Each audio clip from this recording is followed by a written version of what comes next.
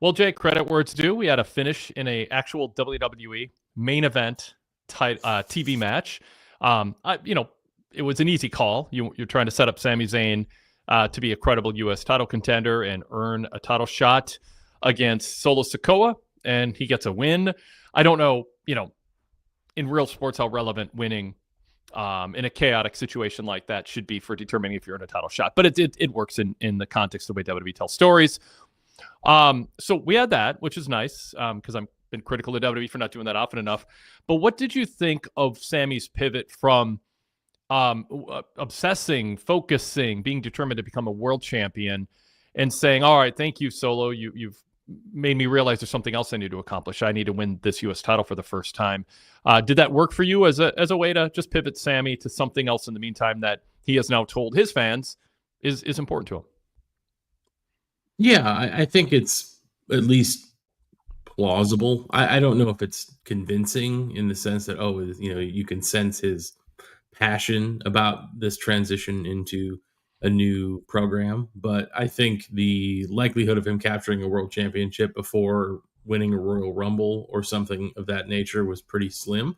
And so I think this is just a way to get him away from, trying to peer into that top picture for a time. And so he can move on to other things because they don't plan to have him there. It's not a great explanation, but it's as good a one as we're going to get. Like, I don't know how else to judge it at this point. I mean, it's clear that he wasn't as fired up about delivering that promo as the one he was when he declared that he would be a world champion at some point. Yeah, but nor should he. But I think he's accepted that this is his lot for now, I guess is the intent. Yeah, and I mean that happens sometimes in life and competition and sports. Sometimes you aspire for something, and fair or unfair, it doesn't happen, and then you kind of have to refocus on something different. I think people can relate to that, and never having been U.S. champ and wanting to be, it makes U.S. title seem important, and it gives Sami something to do in the meantime. But I do think Sami's, it's pretty clear Sami wants to be a world champion someday, and we're going to have that story revisited. This is just a temporary diversion. Would you have rather had Sami say that, by the way, like go, "I'm not giving up on this dream"? Because I don't think he did. Like, I still want to be world champion someday, but I realize that's not in the cards right now, but something else important is.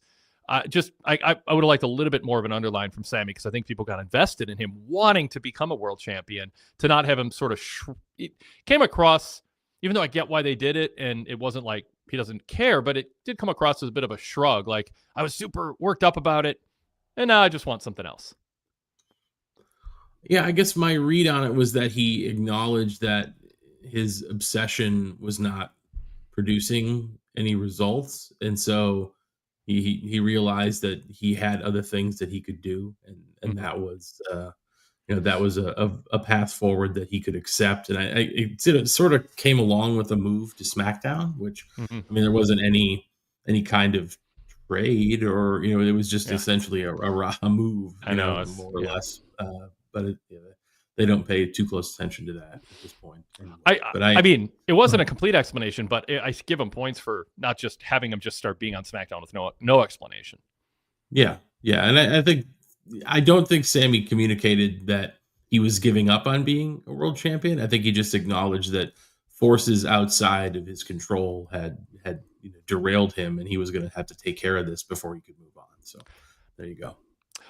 As far as the roster split goes, where are you on that? Do you think that they are doing a decent job of kind of still establishing that there is such a thing? Had they been so cavalier that when Sami even brings it up, people are like, "Oh wait, there's specific rosters"? I mean, I feel like we've gone through a phase here where they're haven't even been drawing attention to it or pretending that's a thing that anyone has to adhere to.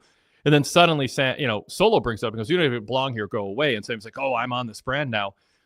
I guess I'm glad they acknowledge it, as I said, but I'd like to see them reestablish it if they're going to do it. There's just this weird kind of muddy middle zone that they're in, where they bring it up when it's convenient, but they don't want people really thinking a lot about it otherwise. Yeah, it's definitely a blurred lines situation where you have people and stories that are primarily anchored to one show or another. But if they have a good reason, storyline wise, or somebody gets really over and they want to feature them on both shows, that line doesn't exist for them anymore. And it's Mhm. so it's not a firm boundary as it once was. Does that harm the storytelling? I think in some ways it does, because you I guess what you gain in flexibility, you lose in a little bit of stability for people who are trying to buy tickets and things of that nature. You never know whether your favorite star is going to show up or not. But I guess ultimately, I think they see the benefits as outweighing the negatives, and Yeah. I don't hear a lot of complaints about it in general fan conversation. It's Yeah. not something that people seem to care all that much about. Yeah, I think they've been beaten down, broken down over time. But it also, when you don't have complaints, it is sort of, you can look at that as, oh, cool, nobody cares that we're not paying attention. But it can also be, something that we thought would be an asset is no longer even a consideration. And again, maybe they look at the positive and negatives, weigh them, and go, you know what? You still have to watch both shows to see most wrestlers, but we can move them around when convenient or needed, and that's kind of what they're doing. And I mean, they're not sticklers for structure. That's just not their thing right now. But as Darrell points out in the chat, Darrell Freeman, that's the biggest thing, though, is having Sami explain why he is over there now and say he is on the show. No, now one of the GMs need to say, how did that happen? That'd be nice. I mean, nobody's going to buy a ticket or not buy a ticket based on this. And I get that. But there comes a point where you want people invested in your structure and the things you're doing. You want them to think, main event matches matter, that it's no big deal when someone interferes. When a heel cheats, you don't want to congratulate them for resourcefulness. You want there to be heel heat. And if you're going to have a roster split and people are just showing up on both shows, you would want, if you're going to do that, you'd kind of wish people felt rewarded for paying attention to it. So, but we are in that phase. My hunch is it'll get worked out and there'll be a stricter divide at some point, but it's not there now. Anyway, I don't want to overstate that point. It's something I've sort of said on the show. I've sort of given up on even paying attention to, because I don't think that there's a lot, a reward for paying too much attention to it. But the shows are almost a blur at this point because of it. Yeah. Yeah. Derek Mitchell says, superstars, we don't work for them. We call them wrestlers. Superstars is WWE speak. Wrestlers can show up indiscriminately with no consequences. Nia Jax and Chelsea Green have appeared on NXT. LA Knight's appeared on Raw, feuding with Seth Rollins for the last month. So, yeah, I mean, true. And that's the thing. It's not just an isolated situation. Brock Benningfield wants to know, is Sami traded for LA Knight? Maybe. Darrell says, I want them to have a trade system instead of having a draft, because a draft shouldn't be for people who are already on both shows or on both main roster shows, and should be more for people coming from NXT once every 2 years. Well, let's bring that up, because that's a good point. I mean, I know it's had all kinds of terms over the years, but since it came up on today's show with Sami and Solo, do you miss the draft? Would you like to see a draft? Would you like to see it restructured? Paul Levesque kind of can do what he wants. He doesn't have to follow Vince McMahon precedent in this way. I enjoyed the drafts in a sense, as it gave you that structure of, I know I can look forward to seeing, X or Y people that I like on a specific show. And so it allows you to kind of schedule your viewing habits in a way, especially if you're not somebody who is glued to every episode or every hour of WWE TV. I think maybe they're probably looking at it from the perspective of, well, we're not being punished by our fans for not sticking with this structure.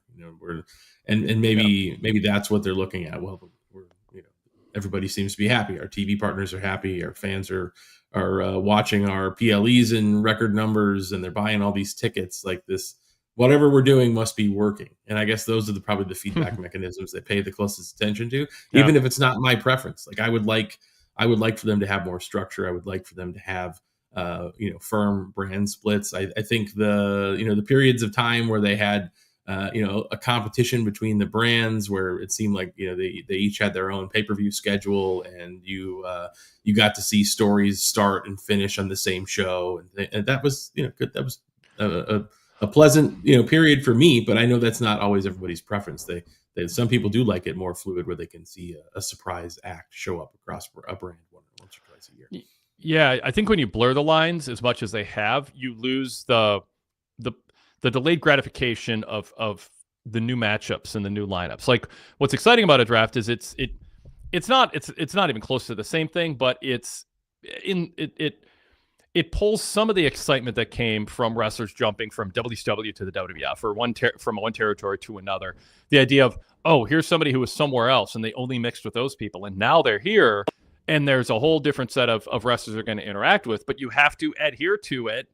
And part of that means, as noted by JC Scooby, 1976 in the chat, if booking would push wrestlers on each brand, they wouldn't have to move people out of nowhere to another brand. And I think what JC is saying is, if they had deeper rosters, you wouldn't have to pull somebody from the other show in order to create a feud that fills TV time in a way that you think is worthy of TV time.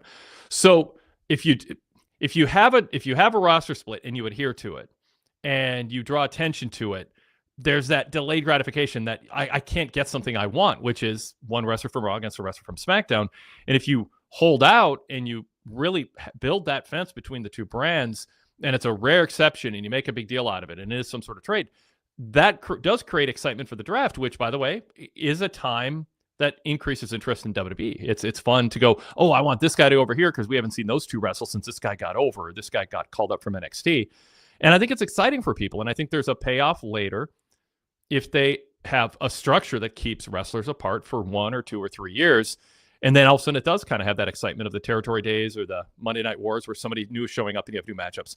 Paul Levesque is giving up that card to play by sort of indiscriminately having wrestlers float from brand to brand. It's short-term booking. It's short-sighted with sort of a lack of discipline. And I think you lose something when you don't have that split. It's one of the reasons I advocate for it, besides the fact that it also creates a sense of you should watch both shows if you want to see all the wrestlers. Now, when Raw moved to Netflix and SmackDown moved back to USA, I had softened my stance on the roster split, in the sense that they're two completely different platforms. One is basic cable, one is streaming. And so maybe you have an overlap, but there's some people who are Netflix only and some people are USA only to a greater degree than they've had maybe forever, in terms of some people only have access to one of the two shows. So maybe you do want Cody on both. Maybe you do want your top stars on both.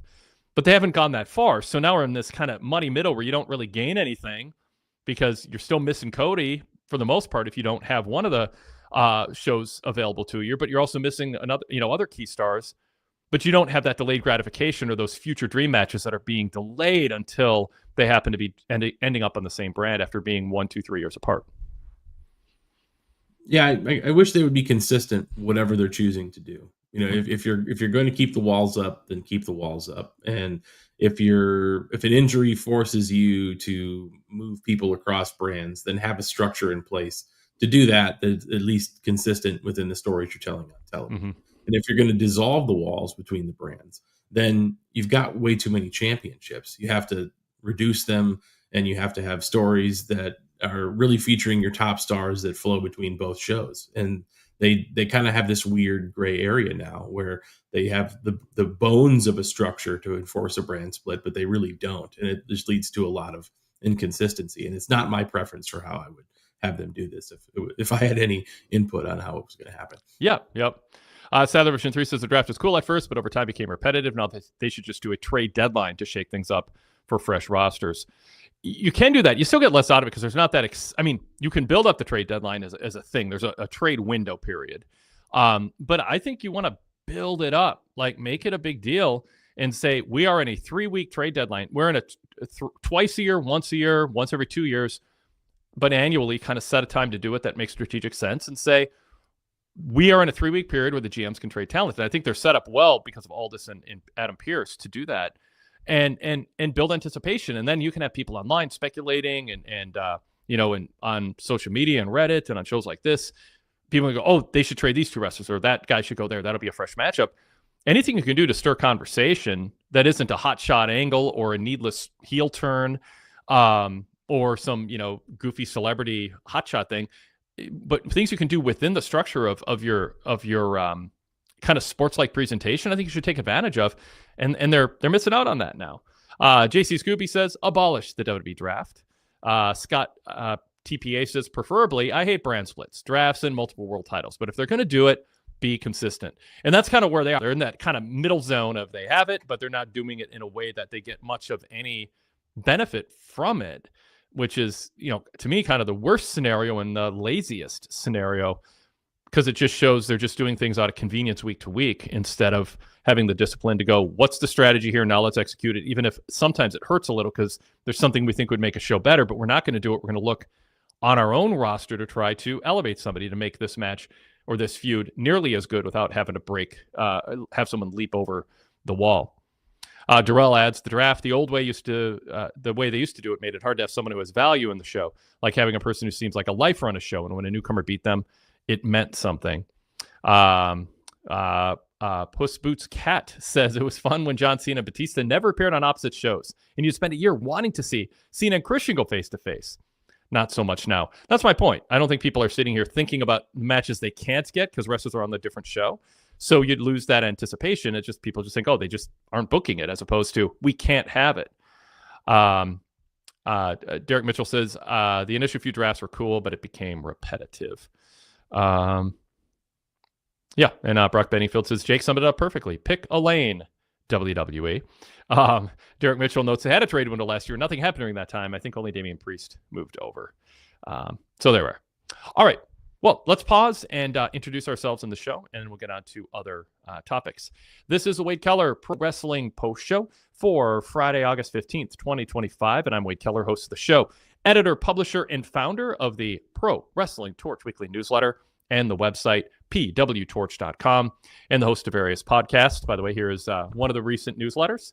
The headlines, cover story, 3 pages of a career summary of Hulk Hogan, and then my end notes commentary on the back that gave some personal notes on being perhaps the first Hulkamaniac ever, maybe tied for first. I was a kid watching the AWA when Hulk Hogan went from heel to babyface and came up with the Hulkamania gimmick, and I wrote about that, and also my time talking to him as a journalist, and how it started, how it ended.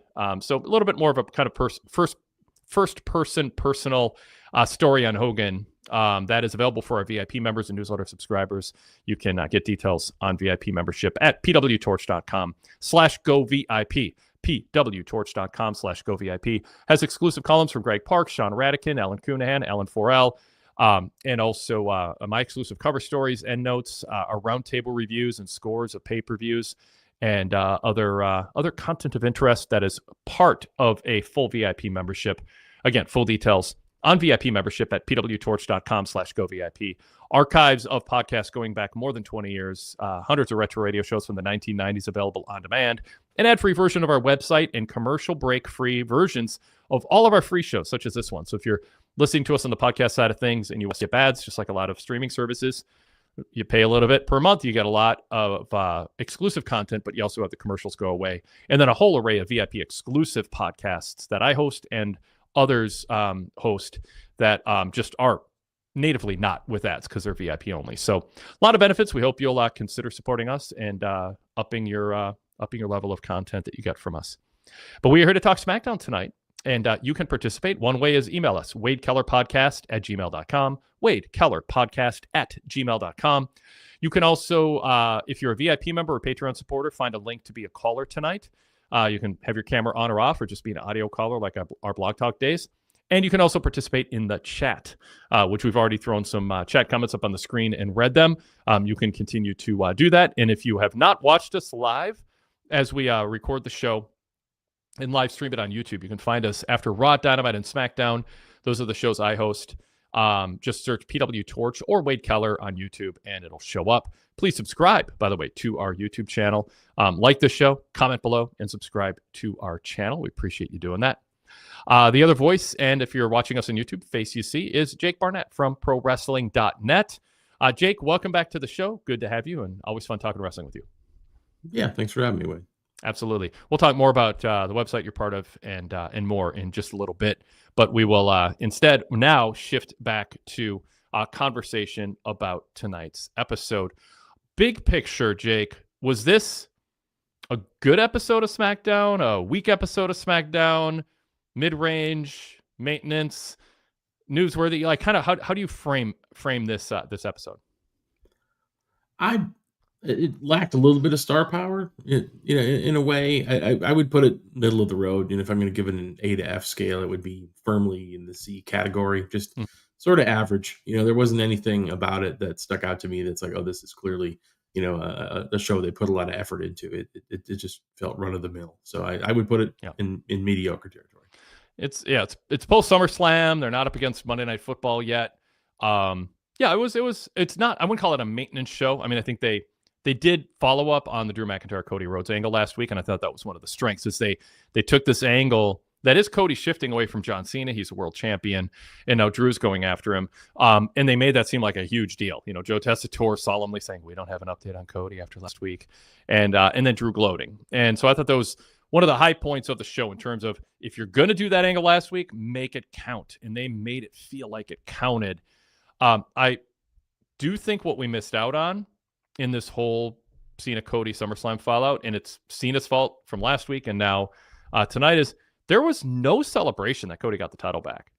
It was his story, and then it got taken away, and then he got it back, and it's all about John Cena turning babyface and the fans adoring him, and Cena just talking about himself, like obliviously or passive aggressively or worse. I'm still just shaking my head at that. It just felt very selfish of Cena to not congratulate Cody for beating him, talk about what a classic battle it was, and make it more about that championship, and actually be sad he lost it. And none of that happened last week. And it carried over this week, where it basically Cody Drew's. I mean, first of all, I really like the framing of it. And I'll get into what I liked in a second. But what I didn't like is no fans didn't get a chance to be like, oh, God, good, Cody's got the belt back, because it really should be his. And so I'm bummed out about this. So that's a negative. The positive is I thought Drew did what people wanted, which is, you are me. I was you 5 years ago. I know better. I've changed. And then he did his usual thing, which is, I did what I did to you because you tried to do something to me first. And he laid out why he sees himself as the good guy, or at least not the bad guy. So talk about any of those things, Jake. Yeah, the Cena thing, it seems like he was very anxious to wash this stink of that heel run off of him. And I think the lack of celebration of Cody's title win might have been the fallout from that. And, the way that he turned babyface was, I mean, it was just essentially, sorry, guys, whole thing was a big old mistake. And I don't know how much that, people abandoned me, but he never really said who they were. I mean, he didn't really get, it just was like a throwaway line he didn't get into either. So.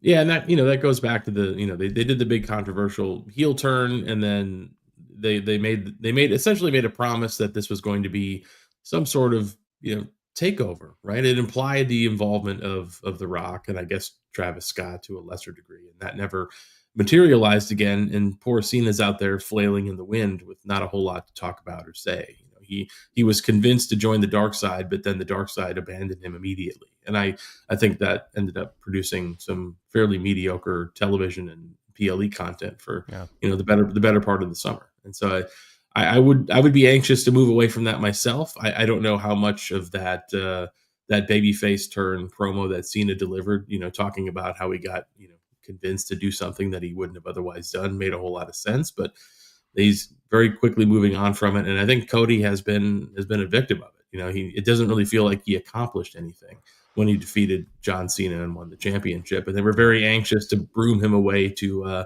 bring Brock Lesnar out at the end of the show. So ultimately I think Cena paid for that, but I do like what Drew had to say. I would just echo a bunch of your sentiments, so I don't want to go on at length about it, but I do like Drew as an act, and I think his promos and his delivery have been excellent for the better part of his heel run, and this was no exception to that. I am interested to see how he and Cody interact once they get the two of them back on television face to face. That should be a good promo. Yeah, this is a good feud. I just don't want it to be a good feud that feels like the thing that happens in the wake of something a lot more exciting and big, which is John Cena and Brock Lesnar's return, and the Cena heel turn and babyface turn, and John Cena's retirement tour. Like this company was doing very well with Cody as the centerpiece star, and that's just not the vibe right now about WWE, that this is Cody's ship that he's steering, and it's hurting him. And I think it's going to hurt his drawing power. I think it hurts the world championship that Cena won it, didn't care that he lost it. I think it hurts the world championship that that Cody hasn't had a chance to really truly have a moment of celebrating that he got the title back. That's such a big part of being a wrestling fan, is you get behind a babyface challenger, and when they win the title, regain the title, it is the story of the week. And this was not handled that way. And so it's kind of a bummer for Drew too, as he moves into this feud. But Drew did a great job on the mic tonight, doing the Drew approach to things, which is, hey, look at things my way. I'm being framed as a bad guy, but here's why I'm not. And so we'll see Cody's response afterwards. The matches should be good with Cody and Drew, and that's going to help too. And I think they can heat it up where people will care. But man, Cody and Drew should feel like the biggest thing going on in WWE, and that's I understand the Brock Lesnar thing. There's a lot to say about having him come back. There's strong feelings on both sides in terms of whether he should have been, and a whole array of reasons. Or at least WWE, if they're going to bring him back, address what's being done to make sure that an array of conduct that he's been accused of is something that won't happen again. And there's a very cavalier, no one's, people like our product and we can do what we want approach that you can get away with the types of crowds they're drawing. But when Cena retires and Brock is super part-time and Roman is super part-time, next year you're left with Cody Rhodes and maybe aging out CM Punk as your kind of top stars. And then you've got Jacob Fatu, who's sort of been defined down a little bit in the sense that he's just a guy now, kind of at Sami's level, Solo's level. They haven't, protected him or framed him in a big way. So, they got to be careful about what 2026 has in store for them, especially post WrestleMania. But really after Cena's gone, I mean, I don't know. I get a little worried that they have diminished Cody by having him just step aside and not be the focus, when I thought this, going back to the first Raw on Netflix, everything should have been about today's current stars, and the garnish should have been the stars of the past, and it didn't come across that way. Yeah, Cena's entire heel run was about, I'm going to ruin wrestling. And I don't know that Cody was ever given the opportunity to completely refute that argument. I think as the standard bearer for the company, there should be, if Cena is going to tell that story, there should be a compelling counter argument that, when I win this championship back from you, I'm going to take this place somewhere new and better. And I don't think he ever really articulated what that would look like or what that is. And I think part of Cody's issue right now is that his act has kind of reached the conclusion to the story that he set out to tell when he first came back to the company. And they've been trying to figure out a new path and a new set of goals for him. And I don't think that's really materialized from a character standpoint. He's just sort of doing the same stuff over and over again. And I think that wears on people over time. And, there may be a point in the next 6 months where, or maybe it might start in 2 weeks when he and Drew have a confrontation where he might start hearing those boo birds in the crowd. I think that's a possibility if we don't really start hearing some inspirational talk from Cody Rhodes that gets people fired up like his promos used to 18 months ago. Yeah.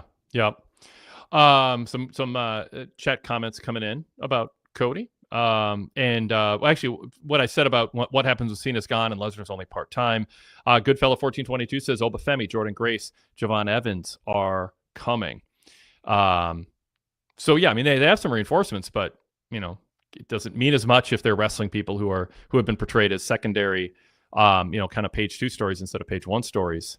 And Cody and Gunther are one of them. They told a fun story with Jay. Rhea's sort of, retaining her popularity to a great degree, but hasn't been featured as a centerpiece star, but more someone who's so they just don't have anybody that they're portraying as equal to the top paid people. It's a kind of a, we've seen the pattern before, and WCW had it with aging stars, and then the people who were left weren't all that good and had been defined down, or management clearly didn't believe in them. Puss Boots Cat says it's a little ironic that Cody came back and stepped in front of Roman and Sami's massive success, like he was there to save the day, and then Cena did the same thing to Cody. Is that a fair representation, Jake, or a accurate representation?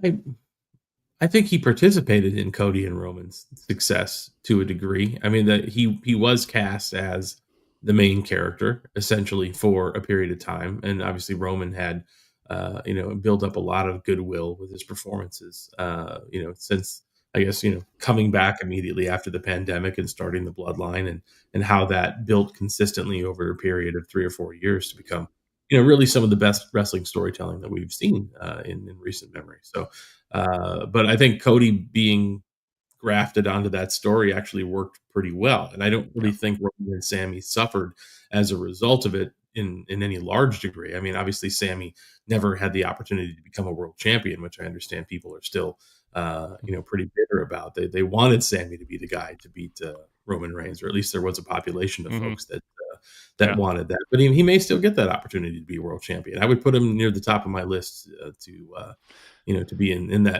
that cast of people who's got a good shot at winning the Royal Rumble in 26. So I would say that no, I don't think Cody being a part of that and pushed Roman and Sami out of the way. It was just the right call to make at the time, because if you watch the reactions to Cody Rhodes at that time period, he was very much the most over babyface on the show. You do wonder if they hadn't signed Cody, what the Sami trajectory would have been, if he would have been the one to end Roman's reign, or if someone else would have. It'd be kind of fun to kind of march through that time period and come up with different scenarios of where WWE would be now and who would be getting that Cody push instead. Same with if CM Punk hadn't signed, where would they be right now? Because it is a 40-plus-year-old crowd. Scott DiBiase says WWE's top male roster is over-reliant on the 40-plus club. Even Cody just turned 40. I mean, it's weird to say, but Cody Rhodes is 40 years old. That was a time when people were, back in the late 80s were going, oh, Ric Flair, is getting old.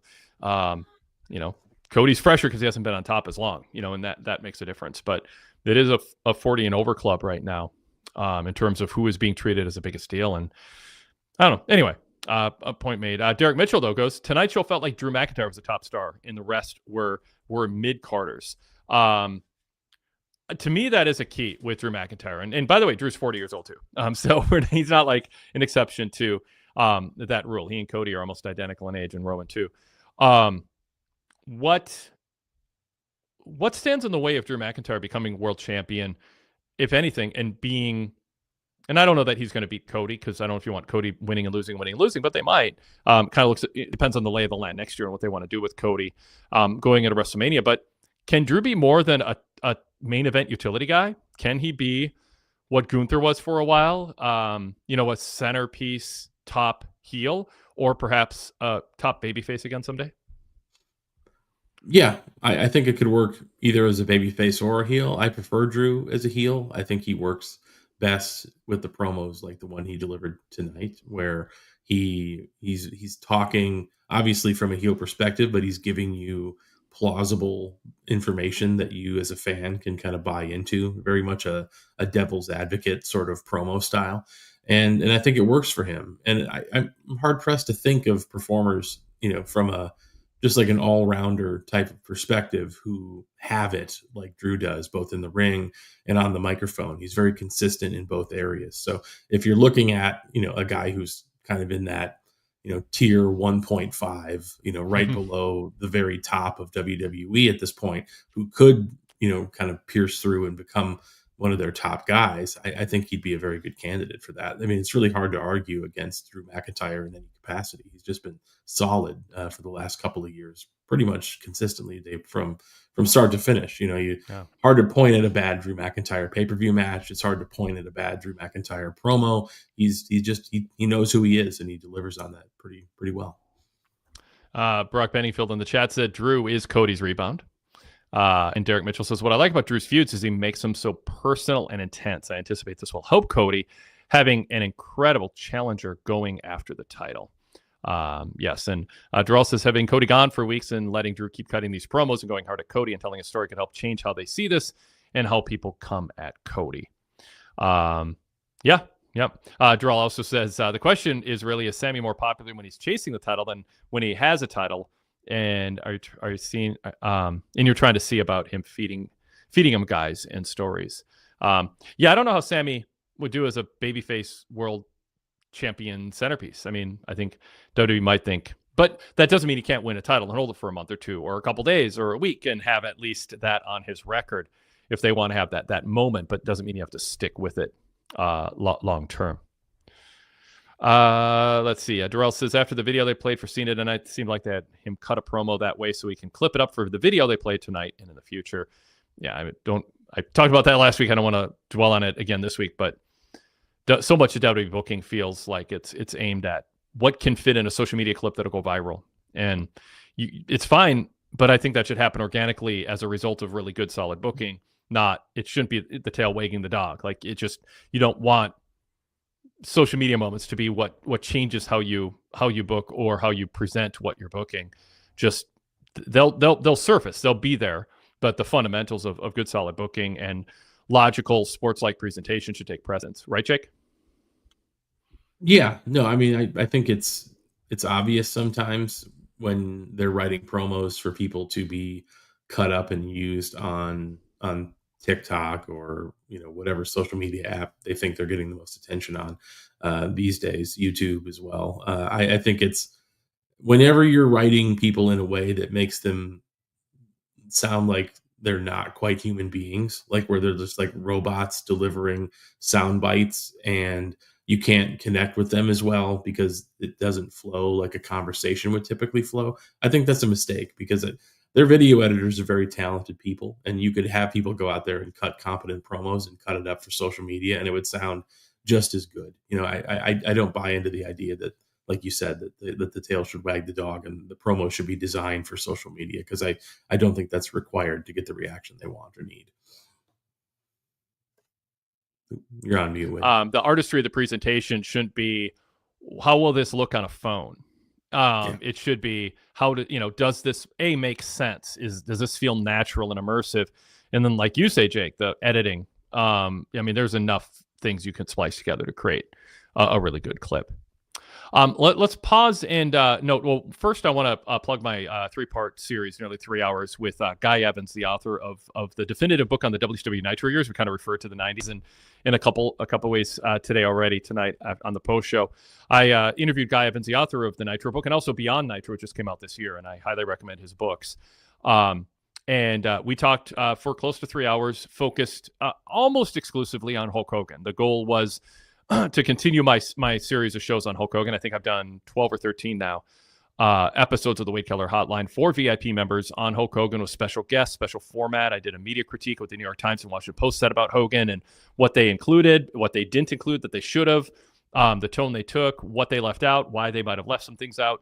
Got into kind of the journalistic aspect of it. Also did a couple Ask the Editors where VIP members sent in questions about Hogan, and I went really deep into the politics behind the scenes on some stories, including top controversies with Hogan during those Nitro years. But nothing beats Guy Evans in terms of talking about that era, because he has interviewed hundreds of people about that Nitro era.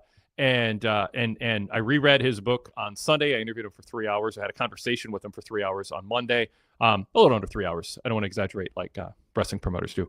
But broke it down into 3 nearly 1 hour chunks and presented that on Monday, Tuesday, and Wednesday this week. That is another perk of VIP membership. As Puss Boots Cat says, incredible shows with Guy Evans this week. I appreciate that. And you can become a VIP member. Full VIP member, gain access to all our archives at pwtorch.com/govip. The Hogan series is available as an option on our VIP website, by the way. And if you go to the VIP podcast link in our menu right under our logo, that the first option is a Hulk Hogan series. You can just stream or download all the shows we've done so far. We're also creating an RSS feed, which we'll announce soon, that where you can subscribe to it as a separate feed from our other VIP shows on your podcast app, Apple Podcasts or whatever you use on Android or iOS, and download all the shows. So you have them and you can listen to whenever. They're pretty evergreen. They're very evergreen. So they're there for you to listen when you have time. And so that is something I encourage you to do. Hulk Hogan, a massive, massive, historically significant and controversial figure, a complex person, as Guy Evans and I talked about. Not all bad, and depending on where you get your media, not all good either, by the way. And we got into the behind-the-scenes politics and a lot that happened there. But I think we had a lot of granular detail of why Hogan acted the way that he did during different phases of those Nitro years. And Guy has done incredible research and brought so much new information to the table. Even if he did rely on, obviously, footage from Nitro and my reporting back in the day, and others in contemporaneous reporting, certainly important to writing that book. But Guy brought more than, like, it wasn't just a recap book of let's make fun of bad storylines and then repeat what the newsletter said. And there's been books like that. This was like really well researched. So, and that really came through in the conversation. So anyway, want to just really put that over because Guy was great. Jake, let's pivot to having you talk about what you do at ProWrestling.net. I know you and Jason have talked about Hulk Hogan, obviously, a couple weeks back. But how can people read more from you and hear more from you than just when you're on these post shows? Yeah, so I do a weekly Dynamite review, live review on the website, ProWrestling.net. Follow along the show. You can see my comments as throughout the show. I'm also a part of several of the member audio shows that you can listen to. I do a same night audio review of Dynamite. I also joined Jason for the .NET Weekly Show, which you can get in a number of places, Patreon and through the website subscriptions. It's all stuff you can find at pwmembership.net, and that's where you can find me most of the time. I'll be there. It's mostly member content, so you kind of have to subscribe to hear me most of the time. Excellent. pwmembership.net for information on Jake's content. And of course, Jason Paul, who is every 3 weeks co-host with me on the Wade Keller Pro Wrestling Podcast flagship, is the head honcho over there. So support what Jason and Jake are doing too. Support small businesses, support actual wrestling journalism. Your money makes a difference in terms of making it possible for these ships to float. All right. Let's shift back to conversation about SmackDown tonight. Some not so big things happened on the show too, but they forwarded some storylines. Like we had Miz and Carmelo back in the mix. They teamed up against Fraxiom and got a win, but there was some tension. Some Hayes wasn't thrilled that Miz stole his thunder and tagged himself in when he was going for nothing but net. And instead, Miz tagged himself in and hit skull-crushing finale. Wade Barrett on commentary defended it. And then later on, Carmelo wanting a singles title, and Miz is talking more about tag titles. Again, this is mid-card. I don't want to hold it to Drew McIntyre, Cody Rhodes standards. This is not meant to be. But how are they doing in terms of, because it's pretty clear Carmelo Hayes is going to come out of this as a babyface feuding with Miz. I mean, that's very likely the way that they're playing this. And that's probably the best role ultimately for Carmelo. Is to beat Miz in a feud and then be a, mid-card, maybe better singles wrestler. So what do you think about this storyline? Because sometimes mid-card stuff is mid-card stuff because it's laying the groundwork for something bigger for one or two people involved in that feud. And that does seem to be the path right now. Yeah, I think they're on the right track. I like that they're using the Miz and Carmelo Hayes this way. I think it felt like they lost their way with Carmelo after he came up to the main roster, and it seemed like it was almost a year or more before they really got anything into gear for him. And I think this program with the Miz will push him onto that correct path. And the Miz is playing his role really well. I don't think he gets enough credit for how easy it is to hate him most of the time. He's just kind of smarmy. He gets under, his intentions are obvious, even if the other person in the feud doesn't pick up on it right away. And so I think as far as a consistent storyteller that can get Carmelo kind of into the next level, they have a solid choice with the Miz, and he's playing his role well, and so is Melo here. So I'm expecting them to be in the tag division, maybe work out, maybe they have a title shot here or there. Mm-hmm. But this is going to blow up very soon, and I think people will enjoy the Miz and Carmelo feud once it starts taking place. It feels very mid card, but I think that's where they both are at this point, and it'll be a strong program in the middle of the show. So I hope Carmelo starts to improve a little bit on the promo side of things. There's always a couple of like, I think it was the backstage promo after the match tonight. He made a mistake of saying the United States Championship instead of the Tag Team Championships, which would be what I thought he meant he wanted to get a singles title. I interpreted that as I could be wrong, but I took it at face value that he's like, what does someone have to do to get you a title shot? And that was meant to, maybe I'm rethinking this now. Maybe that was his way of saying he's thinking about himself and not Miz, and Miz is the one who's kind of forcing him into a tag situation. But I could be wrong. Okay. I assume the fact that he was trying to cut in line when the Street Profits were talking to Aldis meant that he was looking for a tag title shot after they had just won that match. But maybe you might be having the right idea here. But I think the odds of Carmelo succeeding on the main roster improves greatly if he's able to put together a solid feud with the Miz and come out of it a babyface, because I think he's got his in-ring style is much more put together for a babyface on the main roster than it is a heel. So I think he'll be in a better place once it's over. Brock Benningfield says Melo is one of those young guys who can start to you can start to build to replace those aging top guys. Sadler Version 3 says, yeah, Melo wanted a U.S. title match, but Miz is trying to leech off of him and make him a tag wrestler. So that's a vote for my interpretation, although I'm not rolling yours out. But that'd be a weird thing to screw up on. Like, that's the thing. It's like, would Melo really... Like, I could see getting U.S. or IC title mixed up, but to say U.S. title when you mean tag title, that'd be weird. That'd be a bad slip up. Derek Mitchell says, I agree with Wade that Melo will come out of this as a babyface feuding with The Miz. I will not take credit as that being a bold prediction. In but it obviously is. It seems obvious that that's the likely path. Sadler Version 3 said, last week I didn't like the idea of the story, but this week it made me intrigued. They did a good job tonight of making Miz a D-bag, for sure. Then let's see. Derek Mitchell says, oh, great. We had another tag team, Melo Don't Miz, in the tag division that seemingly not many folks care about. There's the Wyatts as the champs, DIY, the Machine Guns, MFTs, Street Profits, Fraxiom, Andrade, and Phoenix. What do you think about the way that WWE is promoting the tag teams? Wade Barrett hammered on commentary, this division has parity. There's just so many great teams, but they're all so close. It's hard to pick out who should get a title shot. That certainly plays into how Nick Aldis has handled this, which is a title shot for everybody. Just let's do a big ladder match. Would you rather see... I mean, Alex Shelley going, this is our division, we own it, whatever he said, backstage when they haven't exactly been tearing it up in the wins column, felt a little empty for a babyface to say. But overall, are you okay with this? I mean, every division can have a phase where there's clear top 1 or 2, 3, 1, 2, or 3 wrestlers or teams, and then there can be a phase where there's parity. I mean, that's how real sports works. That's how UFC weight divisions worked over the years. There was sometimes a dominant US champ. I almost said it. A dominant middleweight champ. Well, the light heavyweight title was changing hands every defense, or the heavyweight title was changing hands every defense. But then there'd be a lightweight title that was someone was holding for a long time. So that can happen. I mean, I don't think you have to have a rule against it, but I don't know if anyone's coming out of this as like a winner or a bigger star as a result. It's been going on a long time where everyone's just kind of mix and matching every week.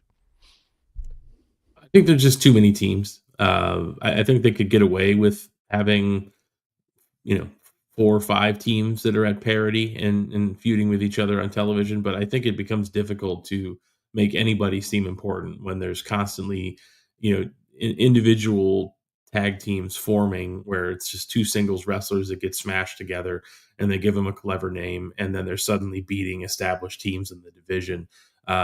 It takes something away from the really accomplished teams and even the new ones like Fraxiom, who got a few wins on television and then have essentially been taking losses on TV. So I think a couple of them should probably move to Raw, where it feels like there's nothing going on in the tag division, and that might feel like it balances the scales a little bit and give you a bit more time to spend on a smaller number of teams over on the SmackDown side. Because you're right, they do have a ton of talent, and it doesn't feel like anybody is standing out in a way that you would think, oh, this is the clear, the anchor of the division, and they're going to take it over. I think it's just been too long of a lot of teams kind of playing hopscotch with the titles, and the division has suffered a bit because of it.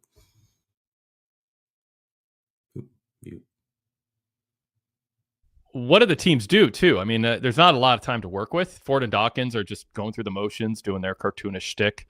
They get a few seconds to say a couple words. We end with we want the smoke bit, which just feels to me, all I hear is we're phoning it in when I hear him say that. That's just so played out. But yeah, I mean, you don't really have time to really get deep into a full-fledged back and forth feud when you're just yelling backstage constantly at a bunch of teams, and then Nick Aldis goes, all right, I know how to solve this, and which is getting a little cliche too, a GM standing around as people yell at each other and the GM acting like he has a great idea. But anyway, Derek Mitchell says in the chat, one of the many problems with SmackDown Tag Team division is too many teams, and the tag team titles are only defended the SmackDown before or after a PLE. Ryan Solorio says, I still say SmackDown has the best tag division in America. It has a deep division, but is sometimes more isn't best. Do you want a Cheesecake Factory menu or a high-end chef foodie restaurant with 12 things on the menu that they just do really well, rather than a 20-page book of 150 options? And sometimes less is more because you get to really focus on them. And I don't mean fewer tag teams, but fewer tag teams who are competing for the title at a time. I'm all for an undercurrent of someone working their way up, but just having everyone at the same level for this long feels like nothing has been accomplished. Nothing has been solved. Brock Benningfield said, as far as tag teams, push Fraxiom. They work their butts off to crickets. You mentioned that, Jake, come in, get a couple wins, and then they just, lose and they're fed. Machine Guns, this great tag team all this time, and, they don't really have a moment to shine and be the dominant team. I think it's pulling the Street Profits down a little bit. And then the Wyatts just feel like part-time special attractions in a way, and they haven't really established, they barely established Bo Dallas as a threat. And then you've got, the underlings who are the tag champs, and they haven't done anything to really establish their personalities or tout how good they are as wrestlers. So them as champs just feels like a participation trophy for a legacy gimmick that's been dusted off and remade, I guess. So yeah, I don't know. I mean, Mark Piscetti goes to SmackDown Tag Division, shows Triple H doesn't book long term. He's a content filler, not a visionary. I mean, I think I give him more credit than this. I just think he thinks this is a way to get a lot of tag teams on TV on a regular basis. So, for instance, Fraxiom, Jake, just go back to that. Should they be? Are they a good team to choose to come out of this when the dust settles as establishing themselves as the best, or and ultimately beating the Wyatts in a 2-on-2 match wherever all the other teams are off to the side, and just have a 4 to 8 month period where Fraxiom are just tearing it up? They're talented. They're fresh. They've been defined down a bit, but maybe not irreparably. What do you think? Yeah, I think if I was going to move a couple of teams over to Raw to mix up the division, to pare down the division and give some life to Raw, I think you could spend more time on teams like the Guns or the Street Profits or DIY if you move them over to Raw and let some of these younger, hungrier teams thrive on the SmackDown side of things. And you don't have to send all three of those teams over. It's just pick a couple that you want to focus on, and I think that's really where the I guess the fatal flaw of this is you have really established teams who people seem like they like, and they're actual tag teams that have spent a considerable number of years together, and yet they feel like they're playing background characters to fresh teams that you're just putting together and having them lose. But I would think Fraxiom would be a great choice to play the underdog role and unseat the Wyatts and hopefully lead that division into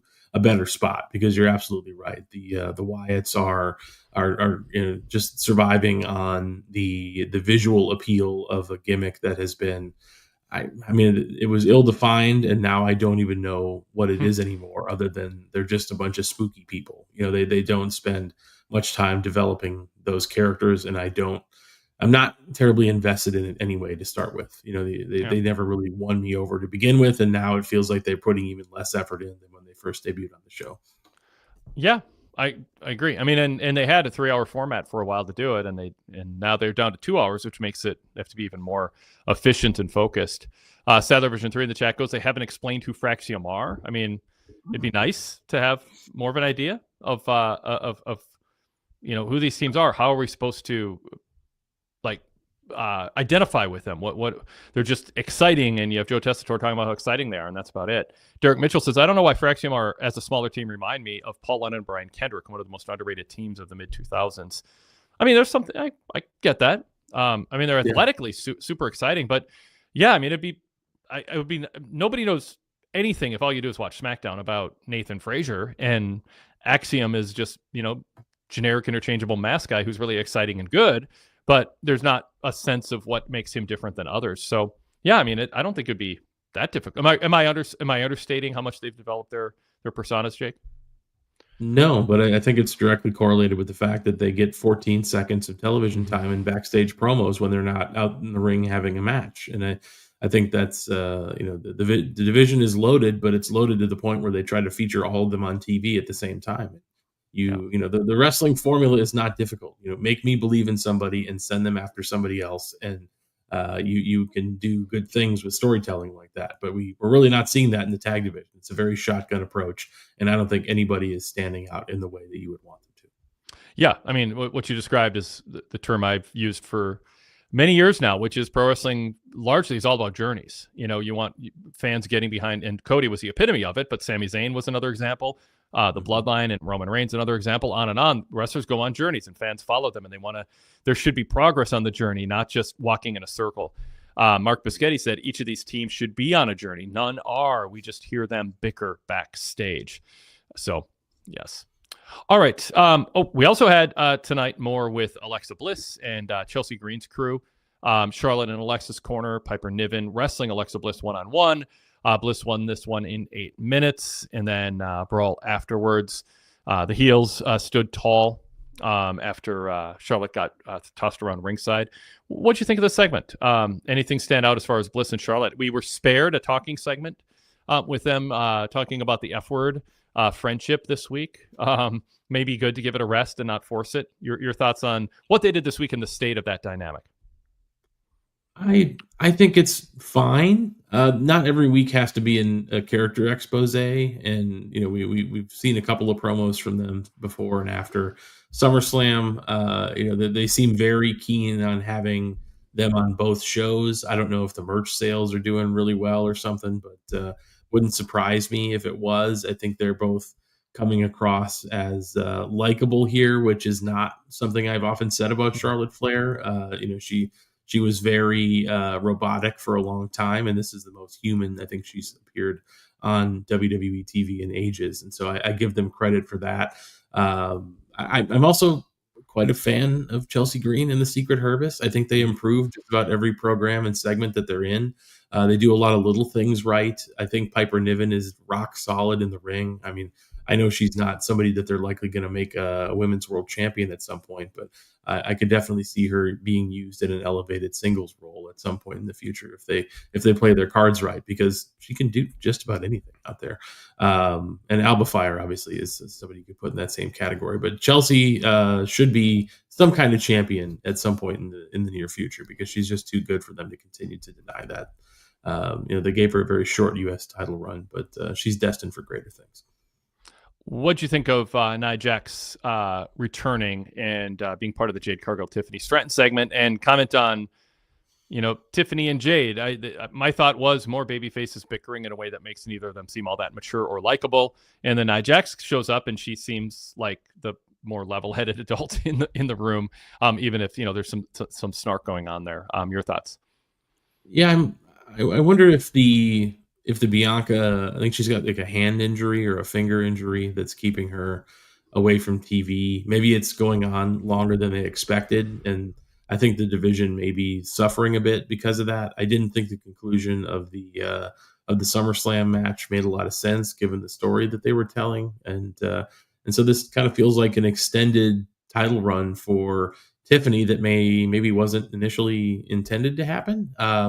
But I think the division at this point is really missing a likable babyface that people can get attached to and root for. As much as I think Tiffany Stratton is talented, I don't think she's succeeded as being a particularly likable babyface. And so I don't know if they need to go right back to her being a heel, but she certainly isn't somebody that's like, oh, I immediately relate to this person, which is what I think you want in a babyface champion. Her resting face when someone's talking to her or about her, or she's listening to others talk, isn't really expressive in a babyface way, and it doesn't feel very human. It just feels, I don't know, like snotty or something, like her old heel persona. There's just something about when other people are talking, it's just kind of like, it's a little bit off-putting. And again, it's a carryover from, I think, a successful execution of a snotty, arrogant, above it all heel character, but she hasn't softened up, and I don't think booking her to be bickering with Jade is a good way to go. Triple H, Paul Levesque leans on that a lot, of just there's all these like people you want to like, but they act in ways that's unbecoming and annoying. I just, we saw it most prominently with Rhea Ripley in the WrestleMania build. Yeah, Jake. Yeah, I think Tiffany and Jade both have that sort of Charlotte problem where they want them to be baby faces, but they can't drop the parts of their act that made them successful as heels in other places. Yep. Like Jade comes across very conceited, and so does Tiffany in a lot of ways. But when they flip the switch and become baby faces, they don't necessarily drop that. And I think it would be better for them both if they found a way to at least come across as a bit more humble than they are. I mean, I understand, they're top athletes, and there's going to be, a high level of confidence present in that environment. And so sometimes that can come across as arrogant, even when it's not necessarily meant that way. But we've seen, very, strong heel to babyface transitions before, both on the men and women's side of the roster. And this is not what that looks like. There's just too much crossover between heel and babyface personas here. Yep. And it's like they're not even paying attention to that as a thing that needs attention. Brock Benningfield says Jade has the most potential of being the face in that threesome. Do you agree with that, Jake? I think Nia could be a really good babyface. I do too. I think she's genuinely funny. She seems to have a pretty humble attitude about herself. Like you hear her off screen, and she seems like somebody who's really kind of figured out who she is, and that's not something that was always a hallmark of her or her personality. And so, I think Nia could easily be a babyface at some point. But, whether she's going to be playing that role, in the next 6 months, I have no idea. But you could get her there, definitely. Yeah. Sadler version 3 says Jade is a bad babyface, in my opinion. Yeah. Going back to Charlotte and Alexa, Derek Mitchell says, I hope Charlotte and Alexa don't turn on each other. It gives me Kevin Owens and Chris Jericho vibes from 2015-16. For their sake, if you see a Jumbotron in a Festival of Friendship run. I mean, if Charlotte ends up throwing that doll into a shredder, she would get the biggest babyface reaction out of me personally. Like, that would be a crowning achievement for her career. Let's bring up R-Truth. Weird journey for him since he got cut, was brought back because of fan demand, and then almost pushed resentfully by WWE and inconsistently. But it makes sense if Cena turns back babyface to ask him about it and address him. And so Byron Saxton asked R-Truth backstage how he feels about John Cena's literal attitude adjustment.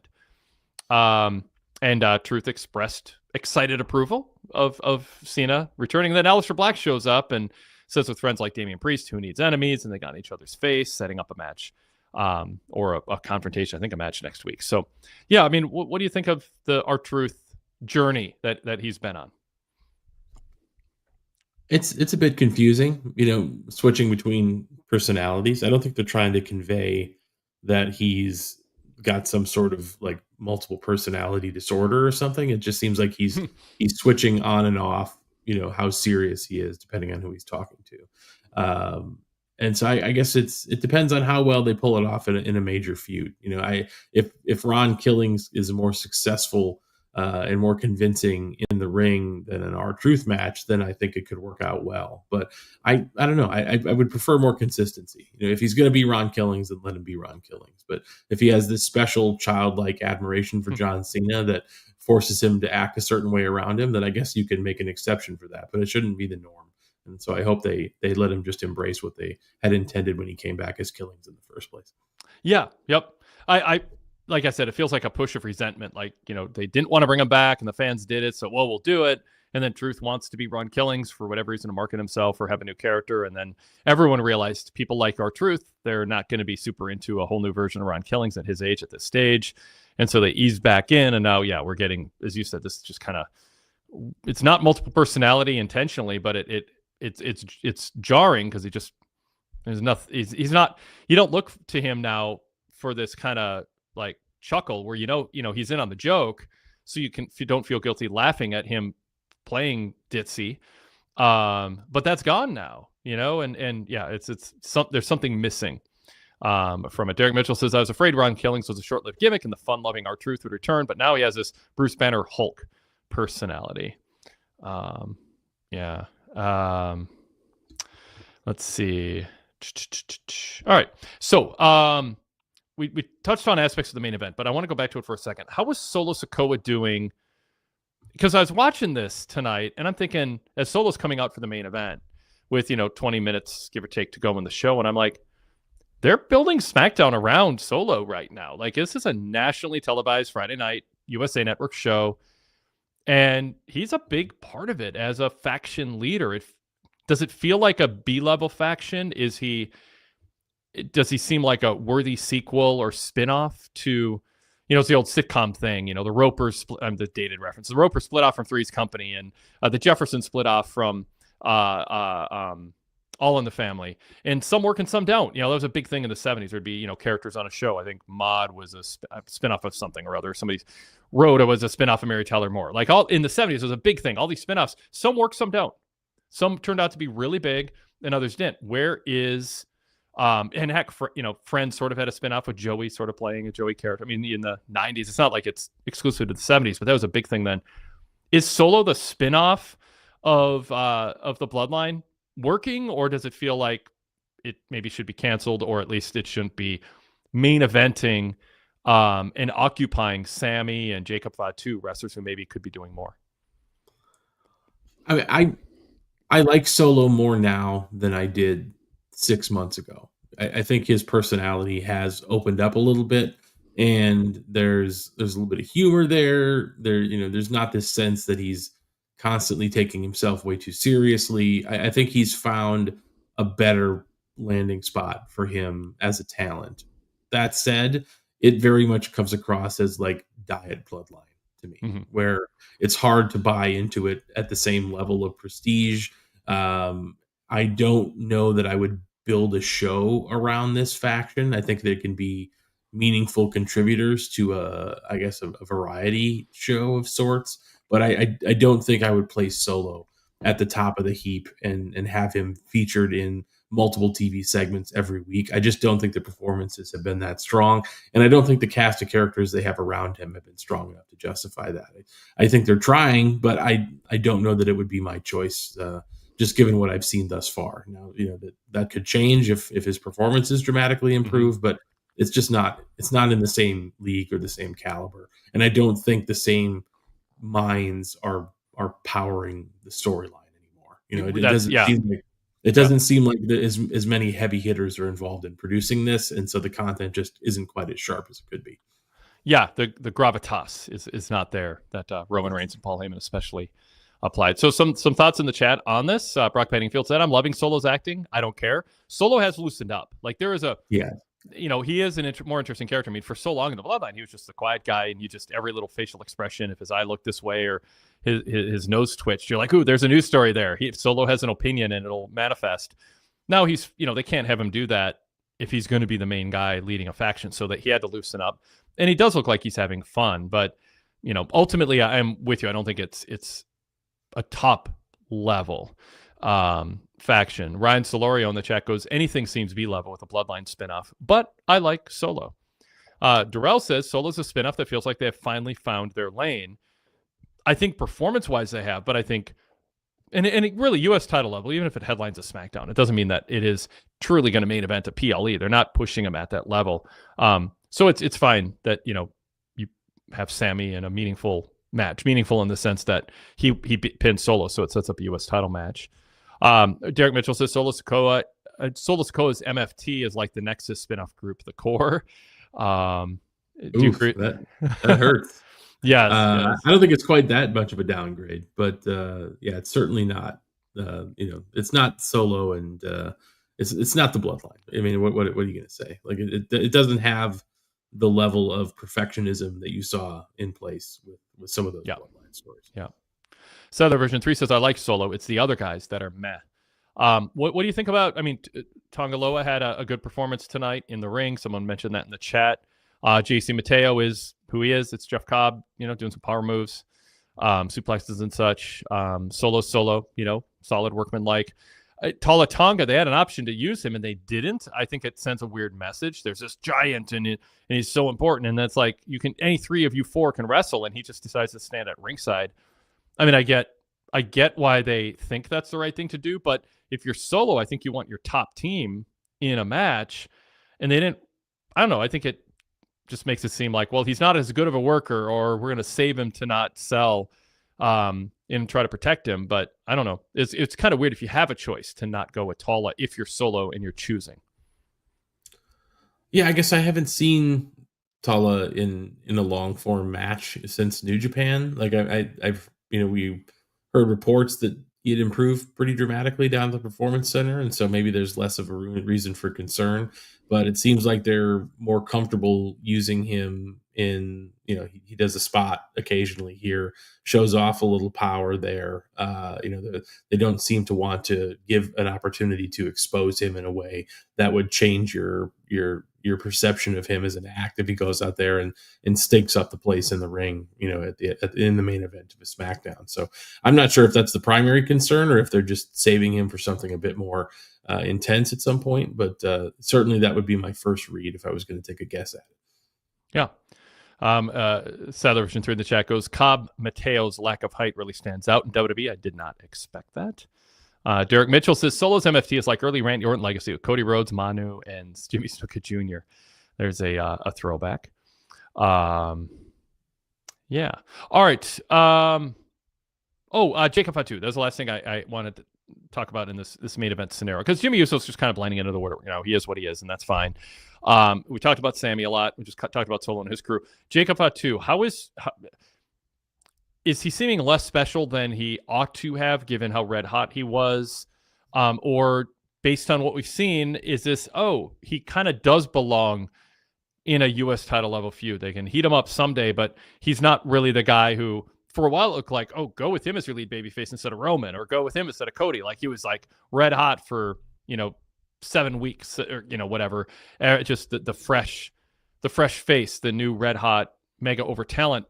That's not the case. Now he's sort of merged into the speed of traffic. He has a distinct personality, but does he seem colder? And do you think that, to a degree, management, he's based on his performances, maybe management was right when they said, I don't know if we're ready to go all in with him. Let's test him a little bit more and have him be in a different spot. We can heat him up later. I mean, he's very impressive from, an agility standpoint. He can do a lot of things in the ring that are, for a guy his size, or, seem like they shouldn't be happening, and I think that has an impact initially when you watch it. But as with everything in WWE, it ends up boiling down to the character work and the promos, because they end up counting on you to go out on, in front of the entire audience and deliver 5, 10, 15, 20-minute promo segments sometimes. And I don't know that the somewhat one-dimensional character of Jacob Fatu is necessarily geared for that, at least in its current iteration. Now, can that change as he matures and they add more wrinkles to his character? Of course. I think he's definitely somebody that I would expect to be hanging around the main event, not too long from now. But I think they probably were correct, is that if they jumped on it too soon and he got overexposed, then it would be very tough to get him back there, over the long haul. So I think taking a more measured approach probably makes the most sense. Jake, anything else you want to bring up from SmackDown tonight? Anything else in your notes or on your mind, or a follow-up? No, I think we kind of covered all the high points. It was a very sort of middling show. I don't know how else to phrase it. It was fine if you had a couple of hours to kill, but you could probably watch a 10-minute YouTube recap of this show and get all of the relevant information that you need to know for next week. So it was just one of those that didn't really stand out to me. Yeah. A couple just stray chat comments to finish things up here. Scott TPA said about our Cena conversation, though I personally like Cena's promo last week, I agree it was completely counterproductive and selfish. It feels that way. Derek Mitchell says Drew McIntyre is a total package. His look, presence, intensity, and promo, and quick wit. Mark Biscetti says, I dig Drew, and I love him in this spot. That said, he doesn't deserve to be there based on his record. Well, you don't want him to, he's a heel. You don't want him to deserve be right about everything he says and also look like he belongs. Derek adds, I feel like Drew's been chasing his moment since Clash at the Castle in Scotland 3 years ago, and happy he's a valuable piece in the main event puzzle. Then Brock Benningfield says, I think Jacob felt right as the main event. So Darrell says, and this I want to push back on, can we blame any company, even if it's WWE or AEW, and they book segments and things for clips when the next gen are all about clips and that's all they pay attention to? So my point, and I think Jake's point too, is of course you put clips online, but you don't let the tail wag the dog. You don't make it obvious to a discerning eye that what you're doing is a compromise of what would make the most sense and be the most effective presentation over the course of a 2-hour TV show in order to cater to easy editing of a clip. You want to piece together the social media clips from what naturally happens on the TV show. And then you're not undercutting the core product. And they make a lot more money from their TV deals than they do from posting things online. Clearly, social media clips are good at keeping people engaged in the WWE brand, being familiar with the talent. Maybe when they have time watching the show, eventually showing up for WrestleMania or going to a live event. It's essentially free advertising, but you don't want it to get in the way of the way you tell stories on the show. Jake, anything you want to add to that? No, I think that encapsulates it pretty well. There's going to be short attention span theater out there for people. The TikToks of the world, the YouTube shorts, wherever you're watching this short form content.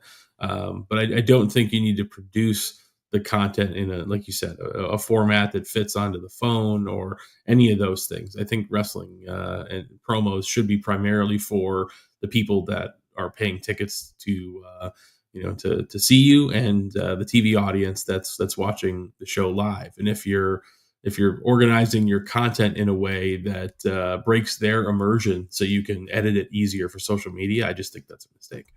Now, granted, if you can make it have the best of both worlds and go, hey, this will look good in a clip, let's do it this way, and it doesn't take anything away from it, then fine, do that. But don't make it look like you're booking around that. That's like doing booking for quarter-hour ratings, or back in the Monday Night War era. It's like at some point you're losing losing the discipline that leads to effective angles if you're hot-shotting constantly. So yeah. Vision 3 wants to know, do you think Cena probably doesn't rate I think he means, or rate Cody high in real life for some reason? Maybe that's why he didn't put him over. Yeah, it could be a personal thing or a professional thing. Jake, I don't know. My inclination is to think Cena knows that he's not giving a ton to Cody, and so there's a conscious selfishness to it. But I think he also rationalizes it genuinely as, this is my retirement tour, and I'm freaking John Cena, and it's not my job to worry about that stuff. Like, I'm just going to go out here and do what's best for me. It's up to Paul Levesque and the others to kind of fight for their space. That's what Hulk Hogan told me when I interviewed him 23 years ago. He's like, hey, we're all fighting for a top spot, and if you have power, you do what works for you. Everyone else is doing the same thing.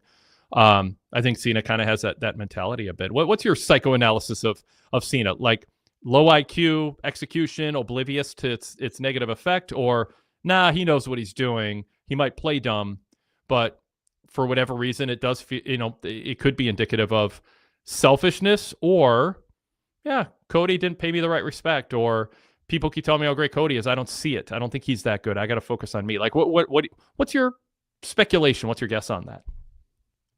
I mean, just based on hearing them talk about each other at various points, I don't think there's any personal animosity between the two.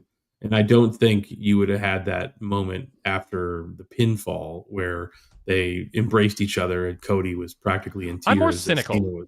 I am more. By the way, okay. I'm jumping because I don't forget.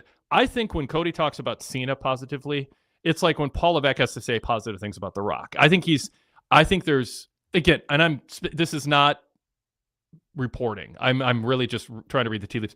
I think Cody knows he can't politically do anything but seem like Cena's the greatest guy, because fans really adore Cena, and he's the heir apparent to the Cena era.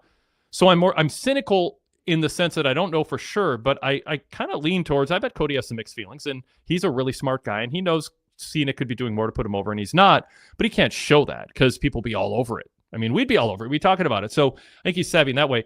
And John Cena knows what it looks like to look like the gracious guy passing the torch. And I think that's it's in its own way, it's selfish. He wants to hug Cody and whisper in his ear. And I'm cynical. I think that's performative showmanship. And he knows how to look like he's having a genuine moment with Cody, because that's what people want. He knows people want to see him be gracious. And so I think he performs that. And I'm cynical of it as much as I am when Rock does that kind of thing too. I think top guys, I don't know. I've followed this business long enough. I just don't think top guys, with some exceptions, are doing anything but that graciousness and the whisper in the ear off mic is all part of the performance. I'm skeptical, cynical, and not buying it.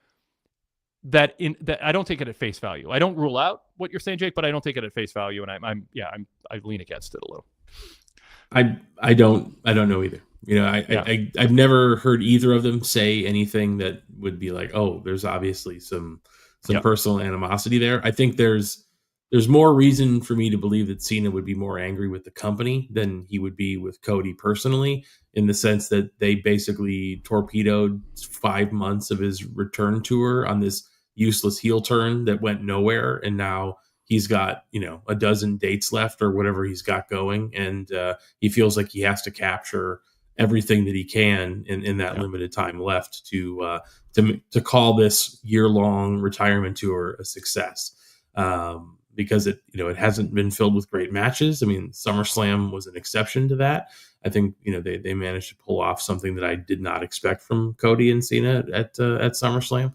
But from a character and a performance standpoint, this has been a pretty poor year for John Cena all the way around. I don't know. Maybe if he's angry at anybody, he should be angry at the company for failing him in this way. And I want to be clear too. I think there's a middle ground between that Cena doesn't mean what he says and he doesn't like Cody and he's just faking it. And I know what I said might have been interpreted that way. My point is I don't look to that as affirmation that they get along. I don't think Cody, as a savvy PR guy, is going to give any hints.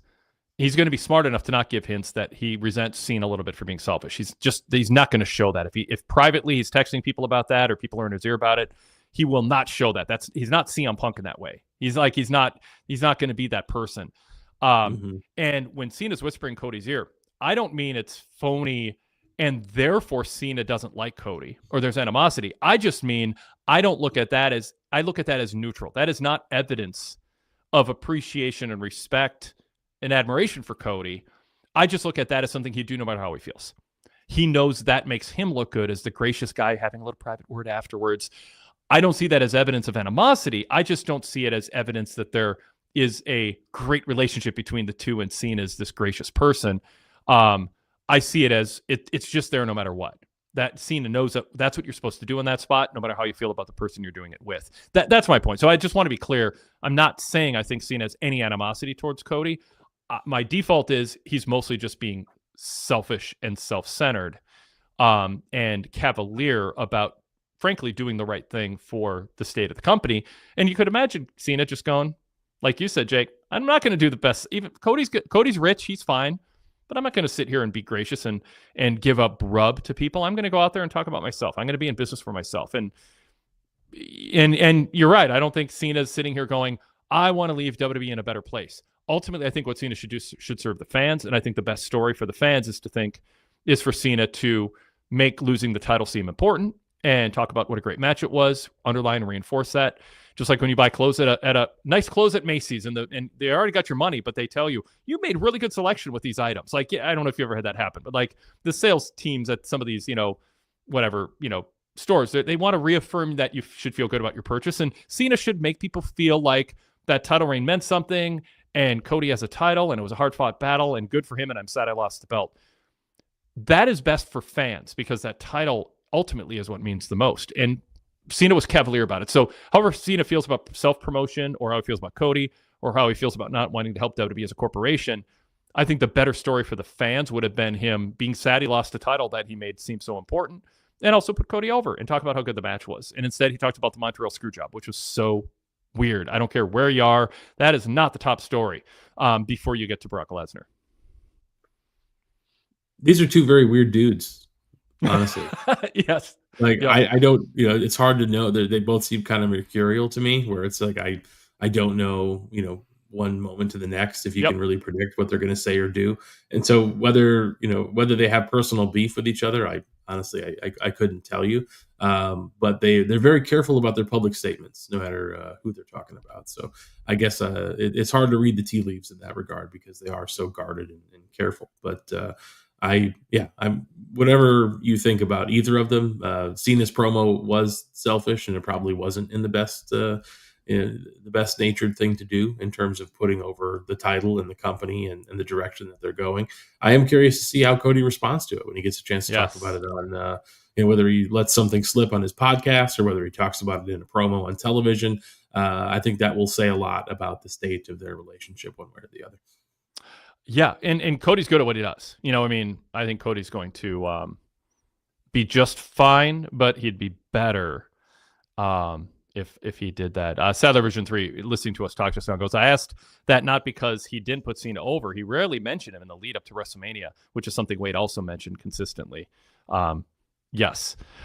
So David says in the chat, Wade is wrong about Cody and The Rock. They become closer than most people know. Cody is going to reveal some upcoming projects with Rock later on this year. The Moana invite last year was just the start. So I don't know what I'm wrong about, but never. I guess be specific. What do you think I'm wrong about? In terms of that, but yeah, we'll see. Derek Mitchell says, yeah, Wade, I've had that happen at Macy's when I buy a polo shirt or a button up. Good selection. That'll look good on you. Brock Benningfield goes, this was not how the Cena retirement was supposed to go. And to what you said, Jake, Brock Benningfield says, wrestlers are bizarre creatures. I love it. Famous people in general are just weird, man. Like I don't know if you can ascend to that level of fame and not have some sort of mental illness floating around. Like it's just being recognized in public like that would probably drive me nuts without anything else happening. Oh, it drives me nuts. No, I'm kidding. I use that as a defense for The Rock. I mean, Rock is maligned, and I think deservedly so for his actions, but I sort of have sympathy for you get into that level of fame and that bubble and the expectations on you and all of that. I mean, it's hard to not, just end up at the top of the desert inn saving your urine, in jars. I mean, it's like, it's you get that rich and that famous and you don't know who you're so far removed from a genuine friendship that forms out of a common bond rather than you're a celebrity and they think they can get something from you.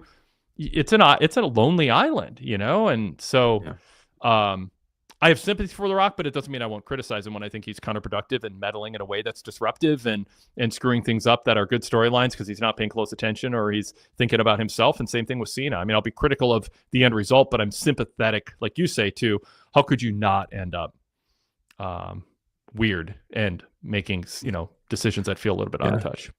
Well, hopefully they don't go full Howard Hughes, but we'll see what happens. My Desert Inn reference there. Very good. All right. I'll pwmembership.net to support what Jake and Jason do over at prowrestling.net. Support their website. Visit every day.